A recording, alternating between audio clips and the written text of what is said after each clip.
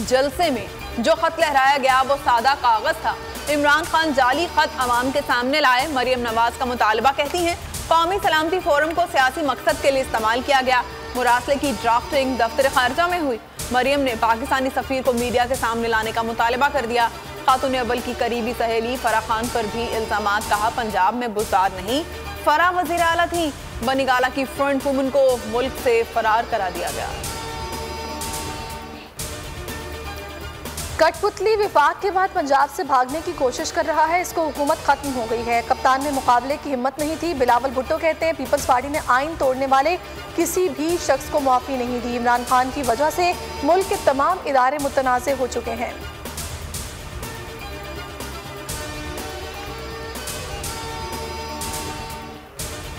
असद उमर कहते हैं इमरान खान साजिशों के खिलाफ डट कर खड़े हैं। गीदड़ 2 मरतबा मुल्क से भागा। मुराद सईद बोले। शहबाज शरीफ कहते हैं मेरी कौम भिखारी है। इमरान खान कहते हैं मेरी कौम खुददार है। शहबाज गिल ने कहा जाली खत लिखने वाली मरियम बीबी कह रही हैं कि खत जाली है। जब कैलबरी फ़ॉन्ट इजाद नहीं हुआ था तो मरियम ने उस फ़ॉन्ट में खत लिखा। सियासी बहरान कब हल होगा? सुप्रीम कोर्ट अस्कुत नोटिस पर आज फैसला देगी। चीफ जस्टिस उमर अता बंदयाल ने रिमार्क्स दिए। पार्लियामान की कार्रवाई में मुदाखलत नहीं कर सके। निगरान हुकूमत का क़याम इस केस की वजह से रुका हुआ है। कोशिश है आज फैसला सुना दें। सिर्फ आइन और कानून को देखना है, खारजी या रियासती पॉलिसी का तयन नहीं कर सकते।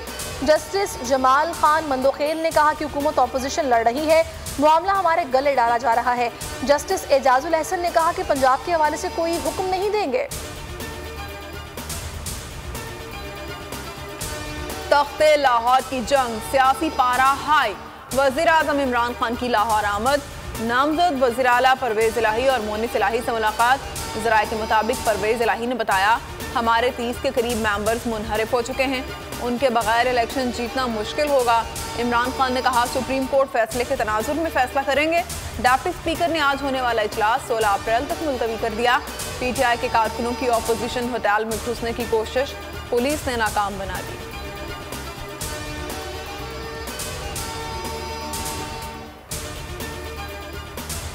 अगली हुकूमत इत्तेहादियों के बगैर बनाएंगे, साजिशों को सबक सिखाएंगे। वज़ीर आज़म इमरान खान की गवर्नर हाउस में गुफ्तगू। कहा इस बार मुश्किल वक्त में साथ देने वालों को टिकट देंगे।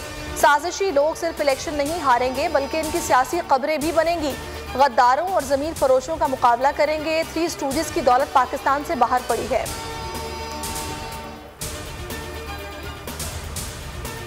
आर्मी चीफ और DGISI अपोजिशन की गद्दारी के सबूत सामने लाएं। शहबाज शरीफ का मुतालबा। कहा अगर हमने गद्दारी की है तो सबूत कौम और सुप्रीम कोर्ट के सामने ले आएं। अगर हमने कोई जुर्म नहीं किया तो दूध का दूध और पानी का पानी हो जाएगा।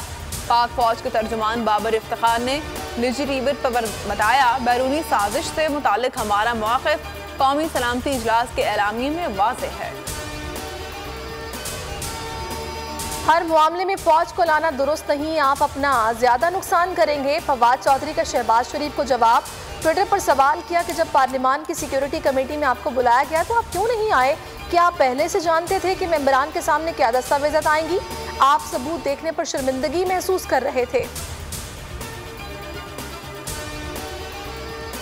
अमेरिका ने रूस का दौरा करने पर इमरान खान को सजा दी।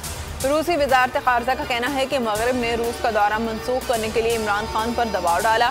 अमेरिका ने बात ना मानने पर पाकिस्तानी वज़ीर आज़म को सजा देने का फैसला किया। हुकूमत का अहम ग्रुप अपोजिशन के पास चला गया और तहरीक अदम एतमाद जमा कराई गई।